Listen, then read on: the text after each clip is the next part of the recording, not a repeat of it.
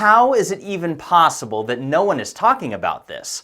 As I've shared in recent videos, the inexplicable catastrophic water erosion that is clearly visible throughout the Sahara Desert is so extreme that even the stripped bedrock scarring from whatever this mysterious flood event was can easily be observed from space. But the only thing more bizarre than finding such profound water erosion in the middle of the Sahara Desert, of all places, is the fact that virtually nobody within the scientific or academic community seems to be aware of it, much less discussing it, which I have to say I find quite strange. Yet, the signature traits of a cataclysmic flood event are visible to all who have eyes to see. And you certainly do not have to be a geologist to distinguish the natural characteristics of water striations, but thanks to the internet, you can quite literally access undergraduate course curriculum in geomorphology that teaches us exactly what water erosion over bedrock looks like. Now, the reason why this is so important to understand is because according to everything we've been taught involving the history of climate change on Earth, any recent catastrophic water erosion in the Sahara Desert is simply not supposed to exist or even be possible, leading many to ignore this obvious fluvial erosion and foolishly dismiss it as being created by the wind and nothing more. Because after all, the idea of an ancient flood event is apparently far too fringe and pseudo to entertain, which I have to say is such a bizarre and honestly lazy thing to suggest on something that is so easily verifiable. I mean, there are so many places on Earth that are known for consistently high wind conditions, and none of them have any sort of striations such as those found in the Sahara. And the reason for this is because this is simply not what wind erosion looks like. Simply research the 10 windiest places on Earth and then view them from satellite imagery via the Google Earth app, and you will observe with your own eyes that none of these locations have any level of striations whatsoever. In fact, the #1 windiest place on Earth is Commonwealth Bay in Antarctica. And if there was any type of geological element that would make striations easy to form, it would be in snow and ice rather than bedrock. Yet you'll notice that none of these striations exist anywhere in Antarctica. Go down the list of the windiest places on Earth, will it be Wellington, New Zealand, which is #2, or Bridge Creek in the state of Kansas, not far from Dodge City, which is the 3rd windiest, or Mount Washington in the state of New Hampshire at #4, and go all the way down the list and you'll notice the same thing every time: a complete and total lack of striations of any kind. Make no mistake, the stripped bedrock striations found throughout the Sahara Desert were created by a force of water, just like they teach would-be geologists in college. Like I always say, look and think for yourself.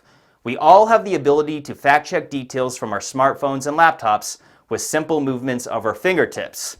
What an amazing time to be alive, am I right?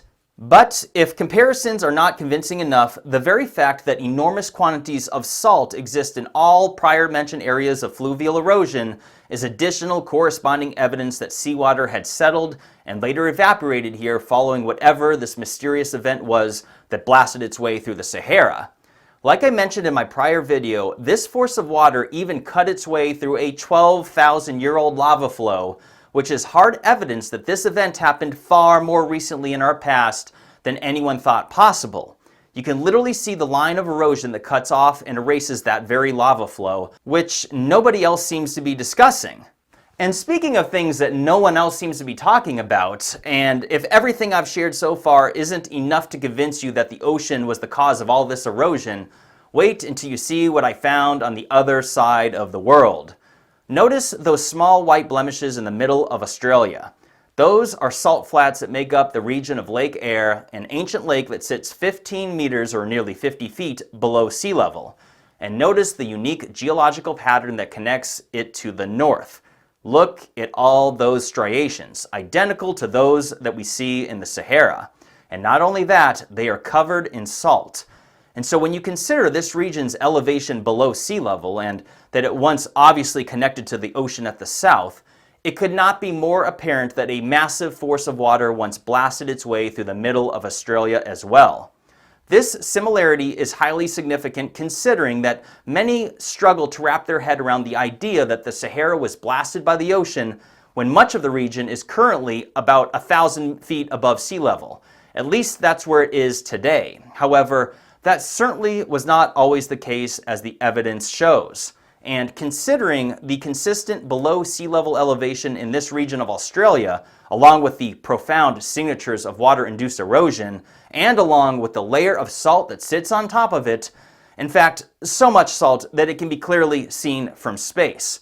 When you tie all these fascinating details together, it makes it very easy for anyone to understand that whatever happened here also happened to the Sahara, and it wasn't wind. And by the way, it must be pointed out that whatever this event was is not limited to the Sahara, because if you evaluate the surrounding region, you'll notice that whatever this event was, it clearly ripped its way through the modern-day country of Sudan and Saudi Arabia and the region of the Red Sea and Persian Gulf, respectively. In fact, if you expand your search, you'll start to realize that whatever this event was seems to have originated either directly out of the Mediterranean Sea or perhaps even north of it. This raises many questions, and I'm going to explore this topic thoroughly in an upcoming video, where I will share more thoughts on what may have actually happened to cause all this. But I have to say, we must consider that the nature of certain cataclysmic events on Earth may very well be way worse than most people ever considered. But if there was one takeaway from all of this, it's the realization that the Sahara Desert was blasted by the ocean tens of millions of years more recently than what was previously known, and nobody within the scientific or academic community seems to even be aware of it. Which is startling, because the implications of whatever this event was is truly a game changer in our understanding of Earth's true geological history, and this cannot be ignored. Leave a comment and share your thoughts on all of this. Do you really think that these areas of stripped bedrock striations with salt on top of it was created by the wind? Or is it far more likely that a cataclysmic flood event that has somehow eluded scientists and researchers happened in our ancient past? But with that question, I'll close it up here. My name is Jimmy Corsetti. My channel is called Bright Insight. Hit the like button and subscribe, and stay tuned to another fascinating video real soon. Take care, everyone.